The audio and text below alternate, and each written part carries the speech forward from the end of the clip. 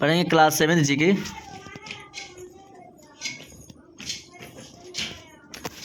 GK question, भोर का तारा या मॉर्निंग स्टार किसे कहते हैं? शुक्र को। क्यों? क्योंकि ये पृथ्वी के समान आकार के हैं और ये पृथ्वी से दिख जाते हैं।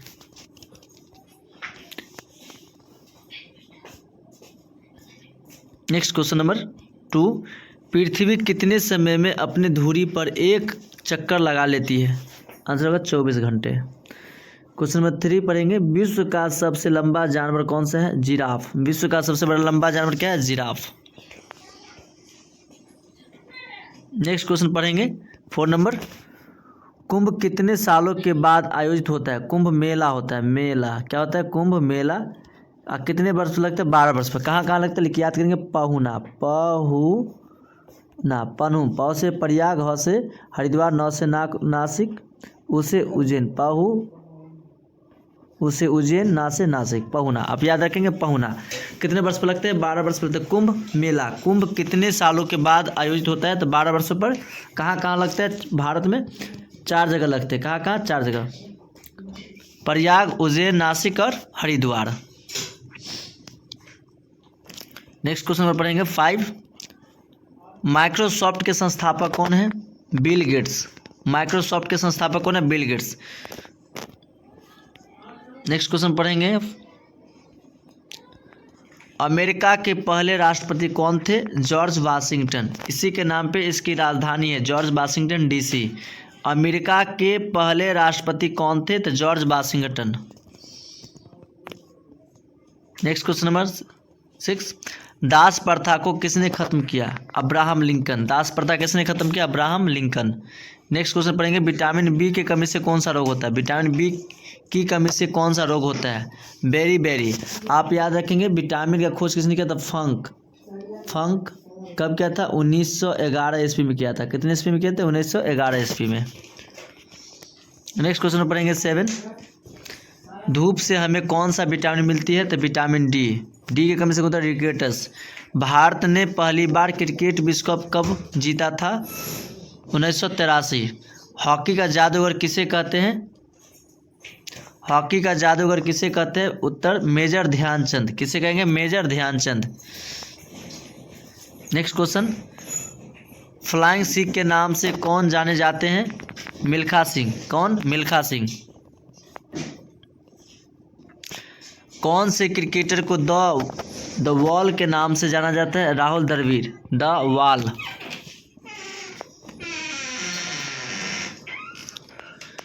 प्रथम विश्व युद्ध कब शुरू हुआ था? 1914 ईस्वी में। स्वतंत्रता संग्राम की पहली लड़ाई कब हुई थी? 1857। अगर आगरा किस नदी के किनारे बसा हुआ है? यमुना। किस नदी? यमुना। आंसर आप देख रहे होंगे, यमुना लिखा हुआ है। कारगिल युद्ध किन 2 देशों के बीच हुआ था? भारत और पाकिस्तान। कब हुआ था? 1999। कब हुआ था? 1999 ईस्वी में भारत और पाकिस्तान के बीच कौन सा युद्ध हुआ था? कारगिल का युद्ध हुआ था। नेक्स्ट क्वेश्चन पर पढ़ेंगे आप,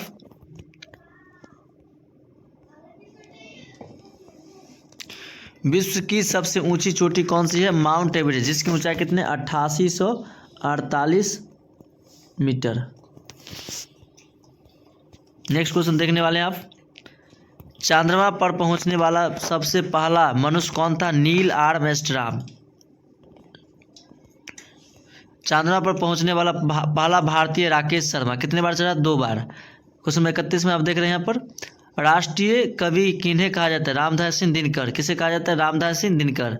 लौह पुरुष के नाम से कौन जाने जाते हैं? सरदार वल्लभ भाई पटेल। जीरो की खोज किसने किया? आर्यभट्ट। महात्मा गांधी की मौत कब हुई थी? 30 जनवरी 1948 ईस्वी को। क्वेश्चन नंबर 39, महात्मा गांधी की हत्या किसने की? नाथूराम गोडसे। भारत का सर्वोच्च नागरिक का सम्मान होता है? भारत रत्न। जलियांवाला बाग हत्याकांड कब हुआ? 13 अप्रैल 1919। कब हुआ था? जलियांवाला बाग हत्याकांड कब हुआ था? 13 अप्रैल 1919। 13 अप्रैल जोड़िए, 13 अप्रैल। महात्मा गांधी के अंतिम शब्द क्या थे? हे राम। महात्मा गांधी का अंतिम शब्द क्या थे? हे राम। नेक्स्ट क्वेश्चन देखेंगे आप, महाभारत का युद्ध कितने दिनों तक चला? 18 दिनों तक। किस किस के बीच हुआ? पांडव और कौरव के बीच हुआ था। नेक्स्ट क्वेश्चन पढ़ेंगे लोकसभा सदस्यों की संख्या कितनी है? 545। अधिकतम कितनी है? 552। अधिकतम होगा 552। नेक्स्ट, कोणार्क का सूर्य मंदिर किस राज्य में स्थित है? ओडिशा। क्षेत्रफल की दृष्टि से भारत विश्व में कौन सा स्थान है? 7वां। पहला स्थान पर कौन है? आप कमेंट करके बताएं। नेक्स्ट क्वेश्चन देखने वाले हैं, भारत के विश्व प्रदेश को धन की डलिया किसे कहते? छत्तीसगढ़। अंडा की डलिया आंध्र प्रदेश। अंडा आंध्र प्रदेश। धान की डलिया किसे कहते हैं? छत्तीसगढ़। 5 नदियों की भूमि कौन सी है? पंजाब। बिहार का शोक किस नदी को कहा जाता है? कोसी नदी या कोसी। भारत की सबसे पहली फिल्म कौन सी थी? राजा हरिश्चंद्र।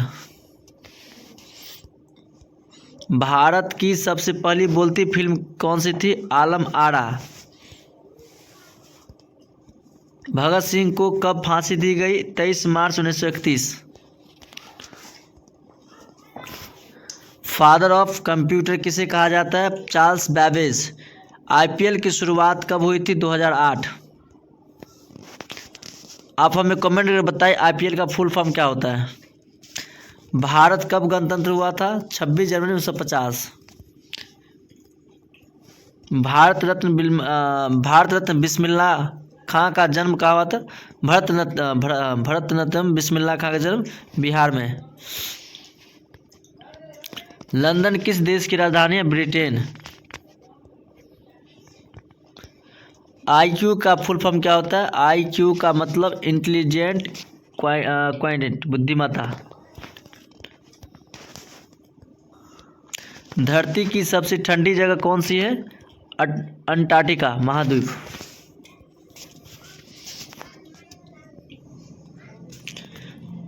क्रिकेट टीम में कितने खिलाड़ी होते हैं? 11।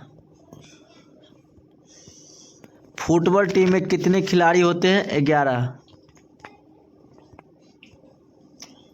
हॉकी टीम में कितने खिलाड़ी होते हैं? 11। यानी फुटबॉल, हॉकी, क्रिकेट 11-11।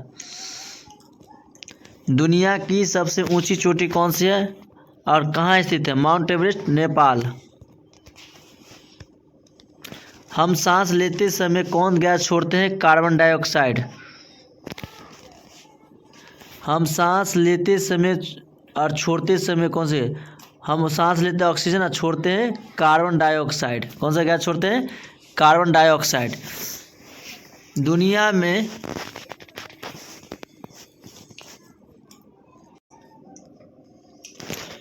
गीजा के पिरामिड किस देश में स्थित है? मिस्र में। नेक्स्ट क्वेश्चन, दुनिया का सबसे घना जंगल कौन सा है? अमेजन का जंगल। चींटियाँ पहुंचाने वाले व्यक्ति को क्या कहते हैं? पोस्टमैन, यानी डाकिया। शरीर के कौन से अंग जिंदगी भर बढ़ते रहते हैं? नाखून और बाल। किस ग्रह को लाल ग्रह के नाम से जाना जाता है? मंगल। मंगल, बुध और शुक्र में सबसे छोटा ग्रह कौन सा है? बुध। 450 का 1/3 भाग क्या होगा? 150। यूरोपीय देश के लिए भारत की खोज किसने की? Vasco D gamma. कब? 17 मई 1498 98। दुनिया का सबसे बड़ा स्तनपायी पशु? ब्लू व्हेल मछली। बल्ब, इलेक्ट्रिक बल्ब की खोज किसने किया? Thomas Edison. माइक्रोसॉफ्ट की स्थापना किसने की? Bill Gates. संयुक्त राज्य अमेरिका के पहले राष्ट्रपति कौन थे? George Washington. भारत के प्रथम प्रधानमंत्री कौन है? पंडित जवाहरलाल नेहरू। चंद्रमा पर कदम रखने वाला पहला आदमी कौन थे? Neil Armstrong. 1 मीटर में कितने इंच होते? 39.37 इंच। पानी का स्टैंडर्ड स्वाद में कैसा होता है? पानी स्वादहीन होता है। पानी का स्टैंडर्ड स्वाद कैसा होता है? पानी स्वादहीन। दुनिया में सबसे ज़्यादा बोली जाने वाली भाषा? चाइनीज।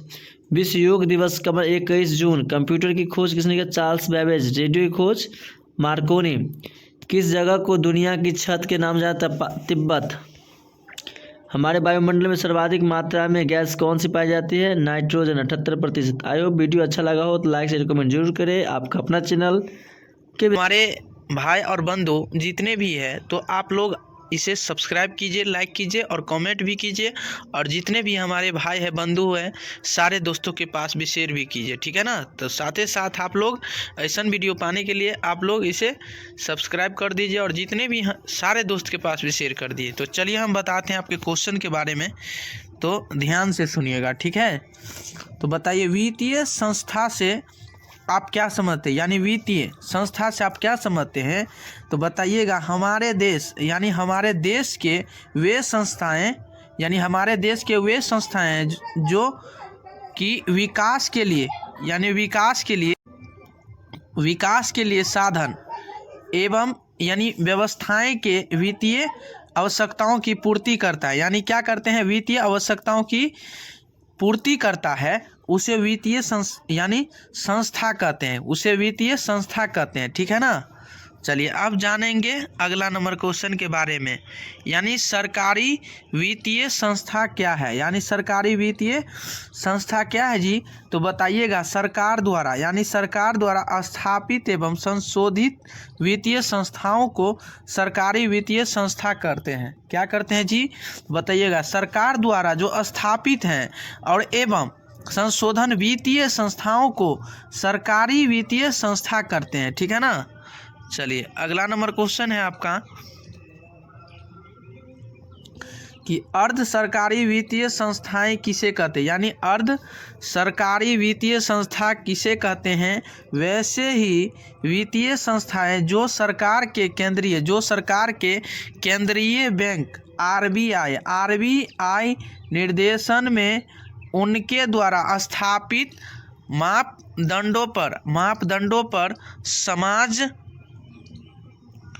समाज के लोगों की आवश्यकताएं को पूर्ति करता है। लोगों को क्या करते हैं? आवश्यकता पूर्ति करते हैं, उसे सरकारी वित्तीय संस्था कहते हैं। उसे क्या कहते हैं? सरकारी वित्तीय संस्था कहते हैं। जैसे क्षेत्रीय ग्रामीण बैंक होता है, ठीक है। चलिए अब बताइएगा अगला नंबर क्वेश्चन है सूक्ष्म वित्तीय संस्था किसे कहते हैं? यानी सूक्ष्म वित्तीय संस्था किसे कहते हैं या आप उससे क्या समझते हैं? तो बताइएगा, इससे आप मोस्ट इम्पोर्टेंट क्वेश्चन है, ठीक है ना। छोटे पैमानों पर गरीब जरूरतमंद लोगों को स्वयं सेवा संस्था के माध्यम से कम ब्याज दर पर ऋण की व्यवस्था कराने वाले संस्था को सूक्ष्म वित्तीय संस्था कहते हैं। क्या कहते हैं? यानी छोटे पैमानों पर गरीब जरूरतमंद लोगों को स्वयं सेवा संस्था के माध्यम से कम ब्याज दर पर ऋण की व्यवस्था कराने वाले संस्था को सूक्ष्म वित्तीय संस्था कहा जाता है, ठीक है ना। चलिए अब जानिएगा कि वित्तीय संस्थाओं के कितने प्रकार के होते हैं, यानी वित्तीय संस्थाओं के कितने प्रकार होते हैं? तो बताइए वित्तीय संस्थाओं के मुख्यतः 2 प्रकार के होते हैं। वित्तीय संस्थाओं जो है ना वो 2 प्रकार के होते हैं। कौन कौन? एक में जो दिया गया है राष्ट्रीय वित्तीय संस्थाएं, दूसरा राज्य स्तरीय वित्तीय संस्थाएं हैं, ठीक है। चलिए आपका अगला नंबर क्वेश्चन है जी कि राष्ट्रीय वित्तीय संस्थाएं के अंतर्गत कितने संस्थाएं आती है? तो राष्ट्रीय वित्तीय संस्थाएं के अंतर्गत निम्नलिखित संस्थाएं आती है, ठीक है। बताइए केंद्रीय बैंक, वाणिज्य बैंक, सहकारी बैंक। अब बताइएगा अगला नंबर केंद्रीय बैंक से आप क्या समझते हैं? केंद्रीय बैंक से आप क्या समझते हैं? मोस्ट इम्पोर्टेंट क्वेश्चन है। तो आरबीआई के देशीय बैंक हैं। यह देश में शीर्ष बैंकिंग संस्था के रूप में कार्यरत हैं। यह बैंक वित्तीय और आर्थिक क्रियाओं का दिशा निर्देश एवं संचालन में सहयोग देती है। यानी आरबीआई के जो देशीय बैंक है और यह देश में शीर्ष बैंकिंग संस्था के रूप में कार्य करत है, यानी कार्य करत है। और यह बैंक वित्तीय और आर्थिक क्रियाओं का निर्देश एवं संचालन में क्या करता है, सहयोग करता है। ठीक है, अब बताइए वाणिज्य बैंक किसे कहते हैं? वाणिज्य बैंक से आप क्या समझते हैं? तो वाणिज्य बैंक से आप क्या समझते हैं जी कि देश में अनेक मालिकी यानी बैंकों के द्वारा बैंकिंग एवं वित्तीय संस्थाओं का संचालन होता आ रहा है, यानी संचालन होता आ रहा है। ठीक है, इनमें से कुछ सरकार द्वारा सीधे नियंत्रित होता है, यानी इस सरकार से द्वारा सीधे नियंत्रित होता है। उन्हें राष्ट्रीयकृत वाणिज्य बैंक कहते हैं। उन्हें क्या कहते हैं? राष्ट्रीयकृत वाणिज्य बैंक कहते हैं। एवं इनमें से कुछ निजी कंपनियों द्वारा नियंत्रित होते हैं, जिन्हें निजी क्षेत्र का वाणिज्य बैंक कहा जाता है, ठीक है। आप जानिएगा सहकारी यानी सहकारी बैंक से क्या समझते हैं? तो सहकारिता के क्षेत्र में आपसी सहयोग एवं सद्भावना आधार पर जो वित्तीय संस्थाएं कार्यशील हैं उसे सहकारी बैंक कहा जाता है। सहकारी बैंक उसे कहा जाता है। तो आपसे कह दिया जाए कि सहकारी यानी सहकारी बैंक किसे कहते हैं या उससे आप क्या समझते हैं बताइए। तो सहकारिता के क्षेत्र में आपसी सहयोग एवं सद्भावना आधार पर जो वित्तीय संस्थाएं कार्यशील है उसे सहकारी बैंक कहा जाता है, उसे सहकारी बैंक कहा जाता है। ठीक है, बताइए मोस्ट इंपोर्टेंट क्वेश्चन है आपका, राज्य स्तरीय वित्तीय संस्थाएं क्या है? यानी राज्य स्तरीय वित्तीय संस्था क्या है जी? तो राज्य में मुख्यतः दो प्रकार के होते हैं। राज्य जो मुख्यतः दो प्रकार के वित्तीय संस्थाएं कार्य करता है। तो यानी संस्थागत वित्तीय संस्था और संस्थागत वित्तीय संस्था दूसरा। ठीक है ना। चलिए तो हम जानेंगे सबसे पहले कि गैर संस्थागत वित्तीय संस्थाओं के अंतर्गत कितने संस्थाएं आती है। तो बताइएगा गैर संस्थागत वित्तीय संस्थाओं के अंतर्गत निम्नलिखित संस्थाएं आती है। तो कौन कौन है बताइएगा। आपके स्क्रीन बोर्ड के सामने है कि महाजन, सेठ, साहूकार, व्यापारी, रिश्तेदार एवं अन्य। तो चलिए हम जानेंगे पहले व्यावसायिक बैंकों के प्रमुख कार्यों का उल्लेख करें। मोस्ट इम्पोर्टेंट क्वेश्चन है कि व्यावसायिक बैंकों के प्रमुख कार्यों का उल्लेख करें। तो व्यावसायिक बैंकों के प्रमुख कार्य निम्नलिखित है। प्रमुख कार्य क्या है जी? निम्नलिखित है। प्रमुख कार्य क्या है? निम्नलिखित है।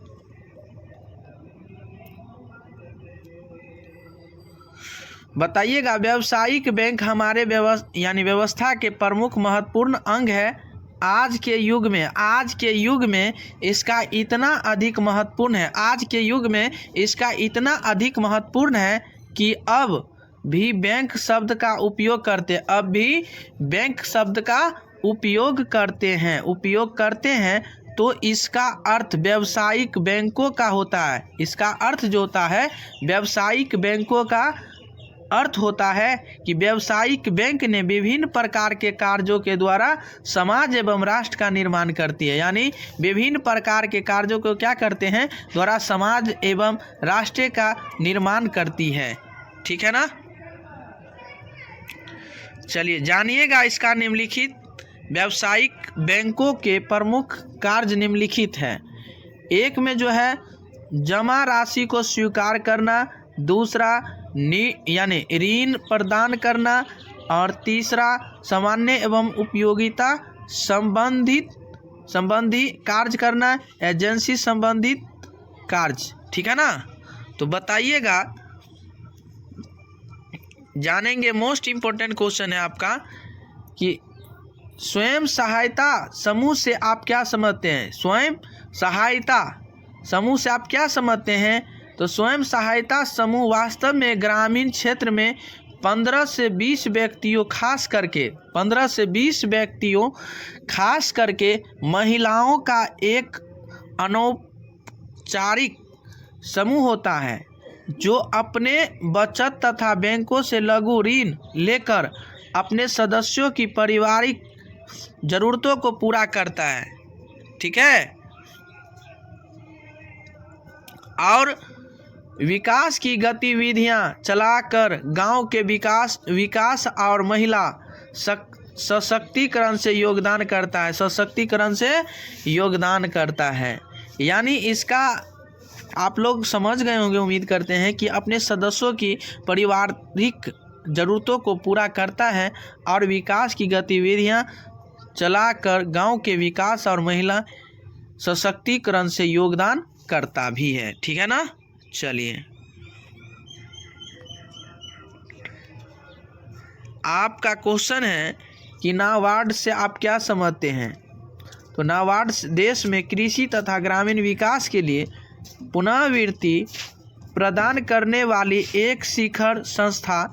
यह कृषि एवं ग्रामीण विकास के लिए सरकारी संस्थाओं, व्यावसायिक बैंकों तथा क्षेत्रीय ग्रामीण बैंकों को वित्त की सुविधा प्रदान करती है जो पुनः यह सुविधा किसानों को प्रदान करती है। 1998 ईस्वी से 1999 से 2001 के बीच 539.27 करोड़ रुपया का पूर्ण वित्त सहायता प्रदान किया, ठीक है। अब जानिएगा मोस्ट इम्पोर्टेंट क्वेश्चन, सहकारिता किसे कहते हैं। सहकारिता किसे कहते हैं। सहकारिता एक ऐसा संगठन है जिसमें सामान्य आर्थिक उद्देश्यों की प्राप्ति के लिए लोग स्वेच्छापूर्वक मिलजुल कर कार्य करते हैं। मिलजुल कर क्या करते हैं, कार्य करते हैं, उसे ही हम सहकारिता कहते हैं। अब जानिए आवर्ती यानी आवर्ती जमा किसे कहते हैं। व्यावसायिक बैंक को साधारण अपने ग्राहकों से प्रतिमाह एक निश्चित रकम जमा के रूप में एक निश्चित अवधि है। जैसे में आप बताइएगा उदाहरण के लिए कि 60 से 72 महीनों के लिए ग्रहण करती है। ग्रहण क्या करती हैं, 60 से 72 महीनों के लिए ग्रहण करती है तथा एक निश्चित रकम देती है, उसे आवृत्ति कहते हैं, ठीक है। जमा आवृत्ति कहा जाता है, ठीक है। आप बताइएगा most important question number 5, Gautam Buddha के बचपन का नाम क्या था। सिद्धार्थ। क्या नाम था, सिद्धार्थ। क्वेश्चन नंबर 6, गौतम बुद्ध जी के घर त्यागने को बौद्ध धर्म में क्या कहा जाता है। महाविनिष्क्रमण। कहा, महाविनिष्क्रमण। क्वेश्चन नंबर 7, गौतम बुद्ध को किस नदी के किनारे ज्ञान की प्राप्ति होता है। रीरंजना नदी। रीरंजना। क्वेश्चन नंबर 8, गौतम बुद्ध की ज्ञान की प्राप्ति को बौद्ध धर्म में क्या कहा गया। धर्मचक्र प्रवर्तन। क्या कहा गया, धर्मचक्र प्रवर्तन। क्वेश्चन नंबर 9, गौतम बुद्ध ने सबसे पहले उपदेश कहाँ दिया था। सारनाथ में। कहाँ दिया था, सारनाथ के श्रावस्ती। नेक्स्ट क्वेश्चन दिया ही हुआ है वो। क्वेश्चन नंबर 10, गौतम बुद्ध ने सबसे अधिक उपदेश कहाँ दिया। श्रावस्ती में, सारनाथ के श्रावस्ती में। क्वेश्चन नंबर 11, गौतम बुद्ध के गुरु का नाम क्या था? अलार कलाम या उदक रामपुत्र? Next question number 12, Gautam Buddha की मृत्यु को बौद्ध धर्म में किस नाम से जाना जाता है? महापरिनिर्वाण। क्वेश्चन नंबर 13, गौतम बुद्ध के त्रिनेत्र कौन कौन से हैं? बुद्धम संघ, बुद्धम शरणम स गच्छामि, यानी उसका मंत्र है बुद्ध थम संघ। क्या है त्रिनेत्र का? बुद्धम संघ। नेक्स्ट क्वेश्चन नंबर देखने वाले 14 यानी 14 नंबर, बौद्ध धर्म में मौत गौतम बुद्ध के भिक्षुक के निवास स्थान को क्या कहा जाता था? विहार। क्या कहा जाता था? बौद्ध धर्म में गौतम बुद्ध के भिक्षुक के जो निवास स्थान होते थे उसे क्या कहा जाता? विहार। क्वेश्चन नंबर 15, बौद्ध धर्म में पूजा स्थल को क्या कहा जाता था? चैत्य। क्या कहा जाता? चैत्य कहा जाता था। बौद्ध धर्म की पवित्र दिशा कौन सी थी? दक्षिण। बौद्ध धर्म की पवित्र दिशा कौन थी? दक्षिण। क्वेश्चन नंबर 17, बौद्ध धर्म का प्रचार किस भाषा में किया गया था? पाली भाषा में। किस भाषा में? पाली भाषा में। क्वेश्चन नंबर 18, बौद्ध साहित्य के त्रिपिटक कौन कौन से? सूत पिटक, विनय पिटक, अभिधम पिटक। कौन पिटक कितने हैं? 3। आपसे क्वेश्चन भी आ सकता है पिटक कितने हैं? 3। किस धर्म संबंधित है? बौद्ध धर्म से।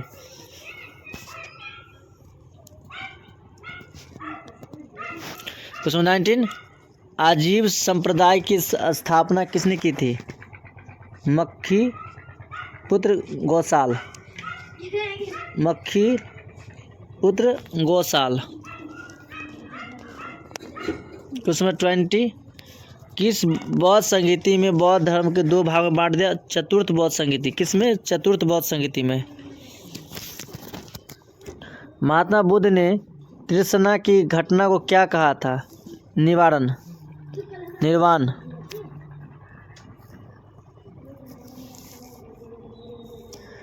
क्वेश्चन नंबर 22, शून्यवाद के प्रवर्तक कौन थे? नागार्जुन। शून्यवाद के प्रवर्तक नागार्जुन।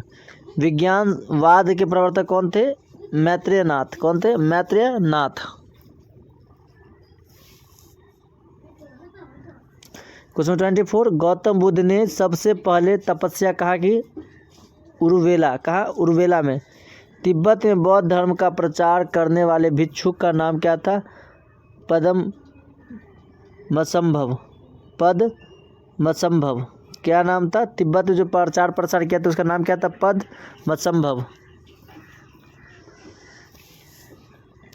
क्वेश्चन 26, बौद्ध धर्म में शिक्षा का प्रधान केंद्र कहाँ था? नालंदा विक्रमशिला विश्वविद्यालय। कहाँ था? नालंदा तथा विक्रमशिला विश्वविद्यालय।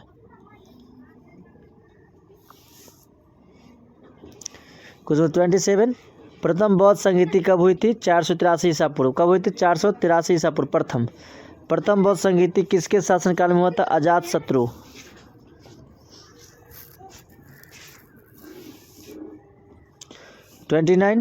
प्रथम बौद्ध संगीति की अध्यक्षता किसने की थी?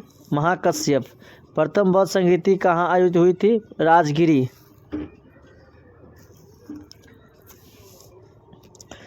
क्वेश्चन नंबर देखने वाले हैं 31, द्वितीय बौद्ध संगीति कब हुई थी? 383। पहला होता 483, दूसरा 383।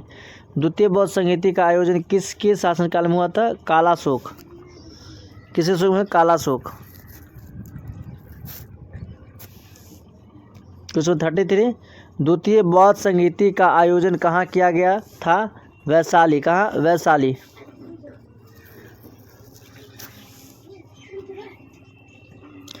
क्वेश्चन नंबर 34, द्वितीय बौद्ध संगीति का अध्यक्षता किसने की थी? सवाकामी। किसने? सवाकामी। तृतीय बौद्ध संगीति का आयोजन कब किया गया था? 255 ईसा पूर्व। कब किया गया था? 255 ईसा पूर्व। क्वेश्चन नंबर 36, तृतीय बौद्ध संगीति किसके शासनकाल में आयोजित हुआ था? अशोक। पहला हुआ था अजातशत्रु, कालाशोक, अशोक। तृतीय बौद्ध संगीति की अध्यक्षता किसने की थी? मोगलीपुत्र।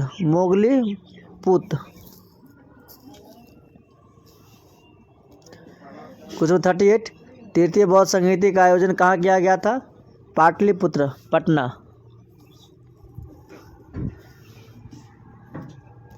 नेक्स्ट क्वेश्चन देखना 39, कौन सी बौद्ध संगीति बिहार में नहीं हुई? चतुर्थ बौद्ध संगीति, कुंडलवन, वैशाली। क्वेश्चन 40, चतुर्थ बौद्ध संगीति का आयोजन कब किया गया था? प्रथम शताब्दी। चतुर्थ बौद्ध संगीति की अध्यक्षता किसने की थी? वसुमित्र। किसने? वसुमित्र। क्वेश्चन 42, चतुर्थ बौद्ध संगीति कहाँ आयोजित की गई थी? कुंडलवन, वैशाली, कश्मीर।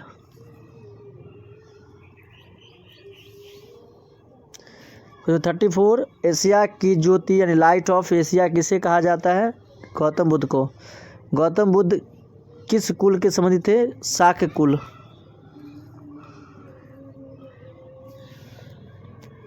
क्वेश्चन 45, गौतम बुद्ध का पालन पोषण किसने किया था? प्रजापति गौतमी। कौन थी? मौसी।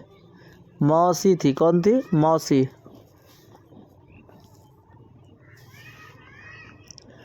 क्वेश्चन 46, गौतम बुद्ध के पुत्र का क्या नाम था? राहुल।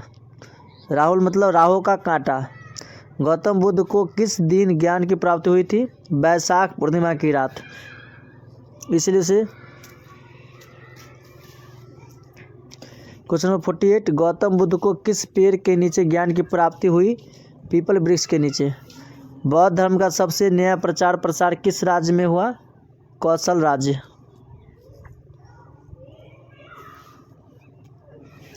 क्वेश्चन नंबर 50, गौतम बुद्ध ने किस के आग्रह पर वैशाली संघ में स्त्रियों के प्रवेश की अनुमति दी थी? प्रिय शिष्य आनंद के आग्रह पर। किसके? प्रिय शिष्य आनंद के आग्रह पर। क्वेश्चन नंबर 51, आजीवक संप्रदाय की स्थापना किसने की थी? मखली पुत्र गौसाल।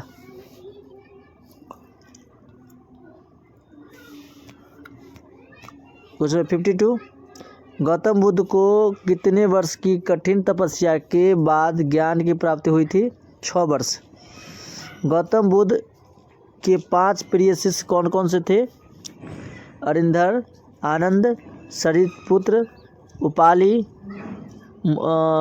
मोदगलयान। 54, बौद्ध धर्म के प्रचार में किसने विशिष्ट योगदान दिया था? अशोक, मिंडार, कनिष्क और हर्षवर्धन। 55, बौद्ध धर्म के पंचशील सिद्धांत का वर्णन किस अनुप मिलते हैं? छंदोग उपनिषद में। क्वेश्चन 56, गौतम बुद्ध ने सबसे अंत में किसे उपदेश दिया था? भद्रक। गौतम बुद्ध जी की मृत्यु कब? 483 ईसा पूर्व, 80 वर्ष की अवस्था में। कितने वर्ष की अवस्था में? 80 वर्ष की अवस्था में, 483 ईसा पूर्व। 58, कितने वर्ष की अवस्था में गौतम बुद्ध की मृत्यु हुई? 80 वर्ष की अवस्था में। गौतम बुद्ध की मृत्यु कहाँ हुई थी? कुशीनगर। क्वेश्चन 60, गौतम बुद्ध की मृत्यु को बौद्ध धर्म में क्या कहा जाता है? महापरिनिर्वाण। गौतम बुद्ध की मृत्यु किस कारण से हुई? रक्तातिसार। क्वेश्चन नंबर 62, सूत पिटक को प्रारंभिक सदैव धर्म को क्या कहा जाता है? इंसाइक्लोपीडिया। क्या कहा जाता है? इंसाइक्लोपीडिया। क्वेश्चन नंबर 63, बौद्ध धर्म के पूर्व जन्म की कथाएं किस पिटक में वर्णित है? सूत पिटक में। क्वेश्चन 64, बौद्ध ग्रंथों में संस्कृत का प्रयोग किस पिटक से आरंभ होता है? अभिधम पिटक। गौतम बुद्ध ने कितने वर्ष की अवस्था में गृह त्याग किया था? 29 वर्ष की अवस्था में। क्वेश्चन नंबर 66, बौद्ध धर्म में कष्टों का कारण किसे बताया गया है? इच्छाओं को। बौद्ध धर्म का परम लक्ष्य क्या है? निवारण।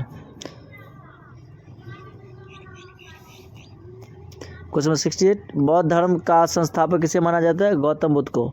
महात्मा बुद्ध ने बौद्ध धर्म का सर्वप्रथम अनुयायी किसे बनाया था? तपस्या कल्पिक को। तपस्याई तथा कल्पिक। क्वेश्चन 70, गौतम बुद्ध जी का विवाह कितने वर्ष की अवस्था में हुई? 16 वर्ष की अवस्था में, यशोधरा के साथ। 71 गौतम बुद्ध का विवाह किसके साथ हुआ था? यशोधरा। कब? 16 वर्ष के जब थे, हाँ 29 वर्ष के अवस्था में घर को छोड़ के चले गए। क्वेश्चन 72 गौतम बुद्ध के प्रिय घोड़ा का नाम क्या था? कंठक। विश्व का दूसरा सबसे बड़ा धर्म कौन था? बौद्ध धर्म। 74 विश्व में सबसे अधिक बौद्ध धर्म के लोग कहाँ रहते हैं? चीन में। 75 गौतम बुद्ध के किसी घटना का प्रतीक पीपल का पेड़ है? ज्ञान प्राप्ति। 76 गौतम बुद्ध के ज्ञान का प्रतीक क्या है? पीपल के पेड़। क्योंकि पीपल पेड़ के नीचे उसे ज्ञान की प्राप्ति हुए थे। 77 गौतम बुद्ध के निवारण का क्या प्रतीक था? बोधि वृक्ष। गौतम बुद्ध की गिरही त्याग का प्रतीक क्या? घोड़ा। 79 गौतम बुद्ध की मृत्यु कहाँ क्या प्रतीक है? स्तूप। स्तूप किसे कहते हैं? गौतम बुद्ध की मृत्यु का जो सिंबल है स्तूप। गौतम बुद्ध के जन्म स्थान का संकेत किस स्तंभ से मिलता है? रामदेई स्तंभ लेख।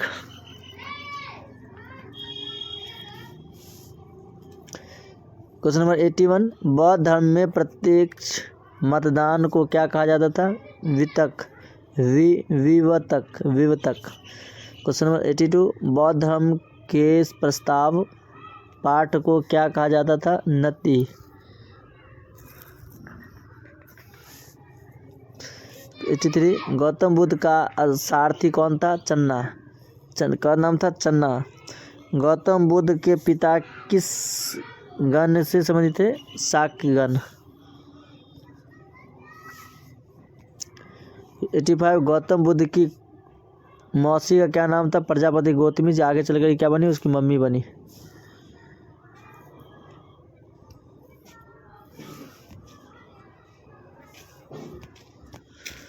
क्वेश्चन 86 यह दुनिया दुखों से भरी हुई है, यह किसने कहा था?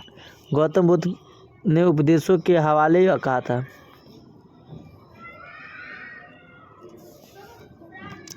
क्वेश्चन 87 जातक प्रमुख अंक किस धर्म से है? बौद्ध धर्म से। क्वेश्चन 88 बौद्ध के उपदेशों का संग्रह किस में मिलता है? सूत पिटक में। गौतम बुद्ध द्वारा भिक्षुक संघ की स्थापना कहाँ की गई थी? वैशाली। क्वेश्चन नंबर 90 बौद्ध धर्म के पूर्वज या पूजा स्थल को क्या कहा जाता है? चैतन्य मंडप। बौद्ध धर्म में प्रवेश को क्या कहा जाता था? उस उपसंपदा या प्रवज्य। क्वेश्चन 92 गौतम बुद्ध के सबसे प्रिय शिष्य का नाम क्या था? आनंद। गौतम बुद्ध की प्रथम महिला शिष्या कौन थी? प्रजापति गौतमी। जो कौन थी? मौसी थी। क्वेश्चन 94 बोधि वृक्ष को किसने कटवाया था? बंगाल के शासक संसाका। क्वेश्चन 95 बौद्ध धर्म का पवित्र त्यौहार को कौन सा है? वैशाख पूर्णिमा।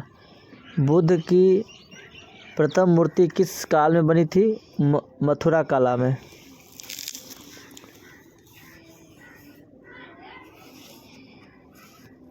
क्वेश्चन 97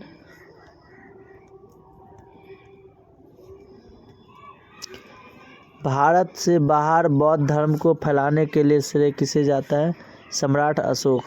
कुंडल वन कश्मीर में कौन सी बौद्ध संगीति आयोजित की गई थी? चतुर्थ बौद्ध संगीति। क्वेश्चन 99 गौतम बुद्ध के मृत्यु के बाद उनके शरीर के अवशेष को कितने भागों में बांट गया था? 8। क्वेश्चन 100 बौद्ध धर्म में सम्मिलित होने के लिए न्यूनतम आयु क्या थी? 15 वर्ष। आई होप वीडियो अच्छा लगा हो तो लाइक शेयर कमेंट जरूर करिए। आपका अपना चैनल KBS कोचिंग सेंटर।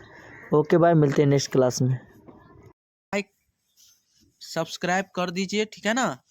और तो चलिए आज जो जानेंगे जीके का इम्पोर्टेंट मोस्ट ट्रिक तो बताने वाले हैं।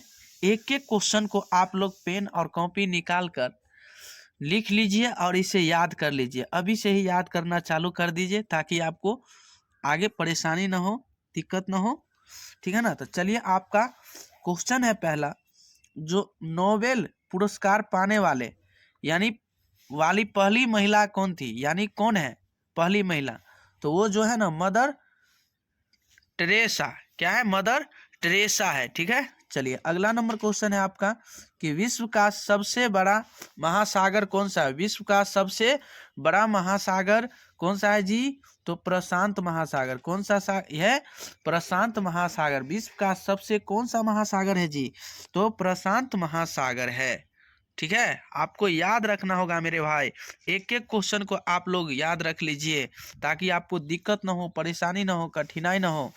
चलिए अगला पॉइंट है, भारत के प्रथम प्रधानमंत्री कौन थे? यानी भारत के प्रथम प्रधानमंत्री कौन थे? तो जवाहरलाल नेहरू। किसने? जवाहरलाल नेहरू है। किसने है? जवाहरलाल नेहरू। आपसे पूछ लिया जाए कि भारत के प्रथम प्रधानमंत्री कौन थे, तो जवाहरलाल नेहरू, पंडित जवाहरलाल नेहरू। ठीक है, चलिए आपका अगला नंबर क्वेश्चन है कि भारत का सबसे छोटा राज्य कौन सा है? यानी भारत का सबसे छोटा राज्य कौन है जी? गोवा। कौन है जी? गोवा है। कौन है? गोवा है। ठीक है, चलिए अगला नंबर क्वेश्चन है आपका मोस्ट इम्पोर्टेंट कि विश्व की सबसे लंबी नदी कौन सी है? यानी विश्व की सबसे लंबी नदी कौन सी है? तो वो नील नदी है। कौन नदी है? नील नदी। नील नदी। ठीक है, चलिए अगला नंबर क्वेश्चन है, सबसे कठोर पदार्थ क्या है जी? सबसे कठोर पदार्थ कौन सा है जी?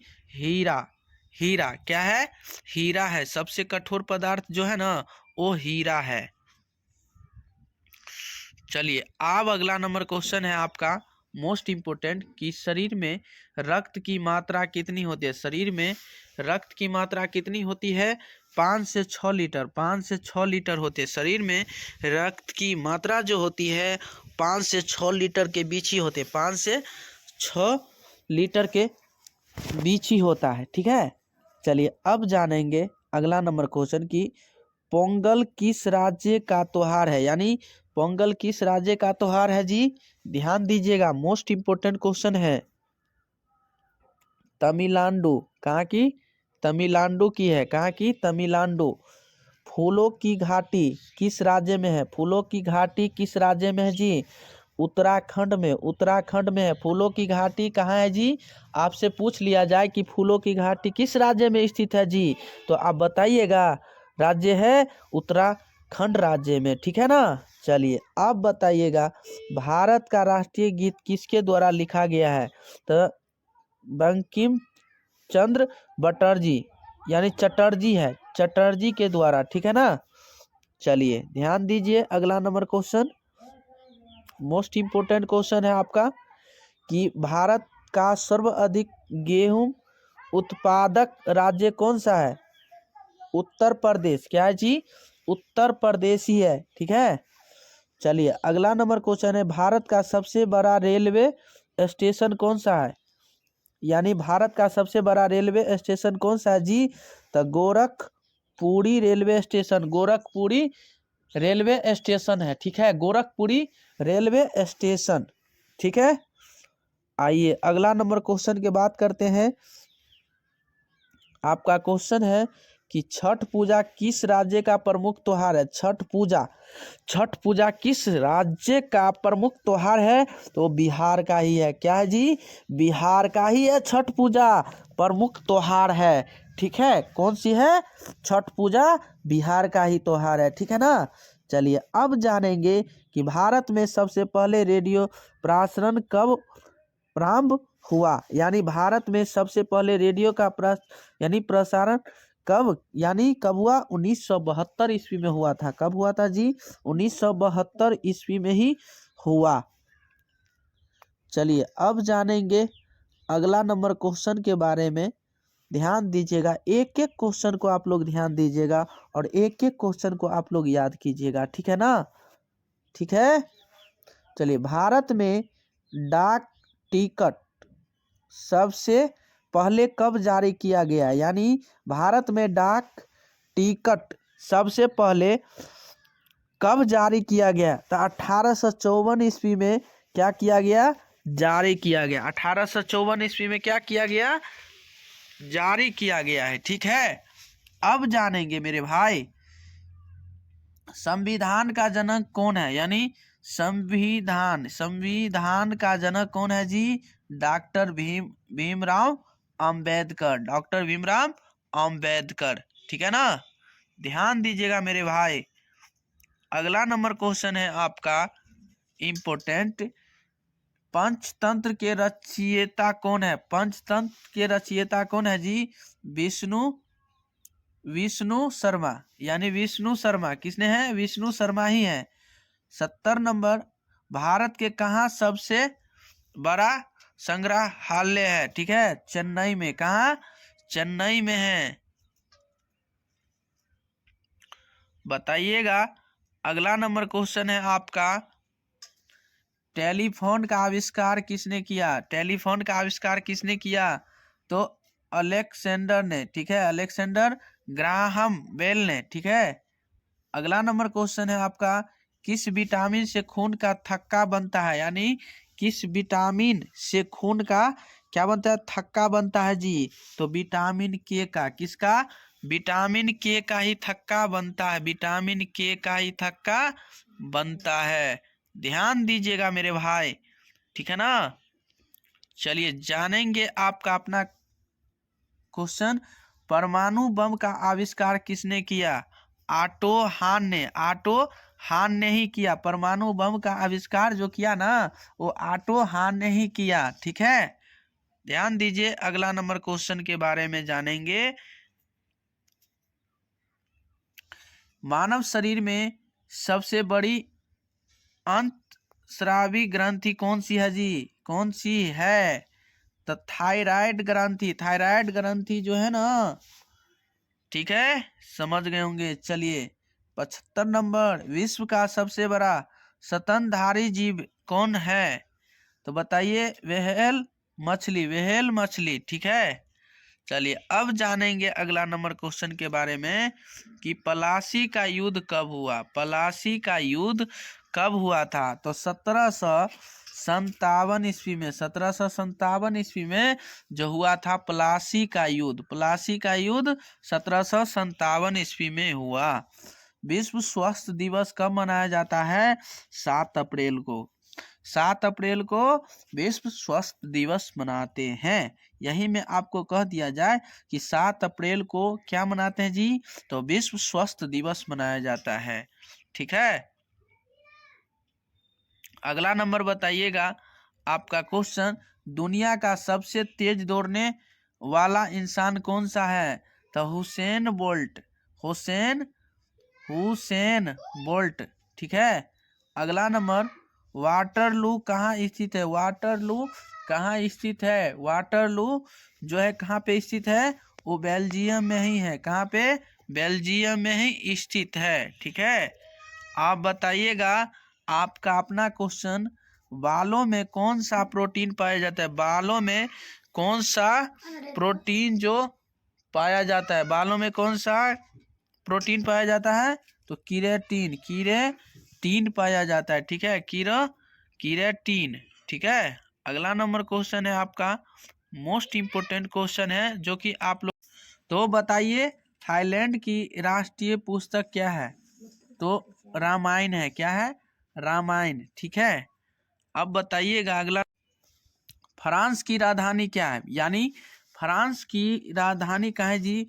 पेरिस है। क्या? फ्रांस की राजधानी जो है वो पेरिस है। ठीक है, अगला नंबर क्वेश्चन है आपका, विश्व में सबसे ज्यादा जनसंख्या किस देश की है? यानी विश्व में सबसे ज्यादा जनसंख्या किस देश की है? तो वो भारत का ही है। कहाँ की? भारत का ही। हम लोग किस देश में रहते हैं? भारत देश में ही रहते हैं। ठीक है ना, आप लोगों को याद होना चाहिए, याद रहना चाहिए मेरे भाई। ठीक है ना, एक एक क्वेश्चन को आप लोग याद रख लीजिए। बताइए, आयोडीन की कमी से कौन सा रोग होते हैं? यानी कमी से होने वाला रोग कौन सा है जी? तो घेघा रोग है। क्या है? आयोडीन की कमी से कौन सा रोग होता है? घेघा रोग होता है। पता है ना। खेल दिवस कब मनाया जाता है जी? बताइएगा जी, खेल दिवस कब मनाया जाता है? 29 अगस्त को मनाया जाता है। खेल दिवस कब मनाया जाता है? 29 अगस्त को। ठीक है ना, तो ध्यान दीजिएगा आप लोग, एक एक क्वेश्चन को आप लोग याद रख लीजिएगा।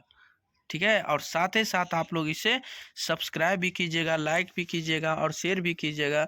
और जितने भी हमारे भाई हैं, बहन हैं, और बंधु है, सारे दोस्तों के पास भी शेयर करते रहें। और साथ ही साथ आप लोग इसे सब्सक्राइब कीजिए, लाइक कीजिए, कमेंट भी कीजिए, ठीक है ना, और शेयर करते रहें, ठीक है।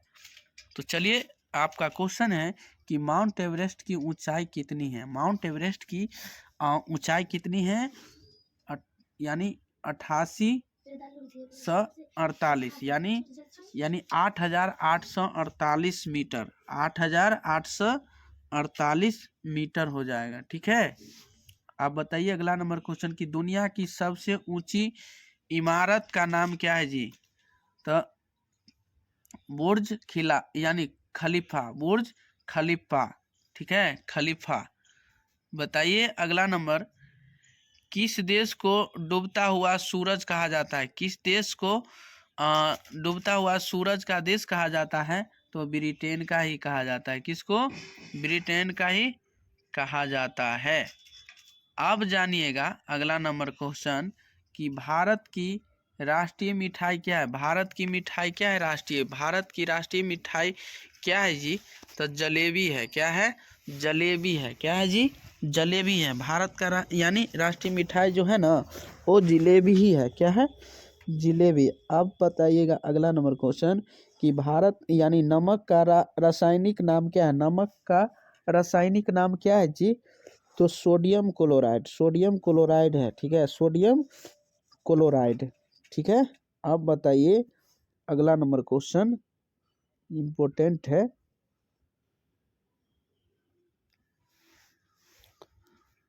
बताइएगा, सोडियम क्लोराइड है। यूनेस्को का मुख्यालय कहाँ है? फ्रांस में। कहाँ पे? फ्रांस में है। तो उम्मीद करते कि मेरे भाई और बंधु आप लोग अच्छे होंगे, तंदुरुस्त होंगे। तो साथ ही साथ आप लोग ऐसा वीडियो पाने के लिए हमारे साथ आप लोग कंटिन्यू जुड़े रहें। और साथ ही साथ आप लोग इसे सब्सक्राइब कीजिए, लाइक कीजिए, कमेंट कीजिए, शेयर कीजिए। और जितने भी भाई है, बंधु है, दोस्त है, सारे दोस्तों के पास भी शेयर कर लीजिए।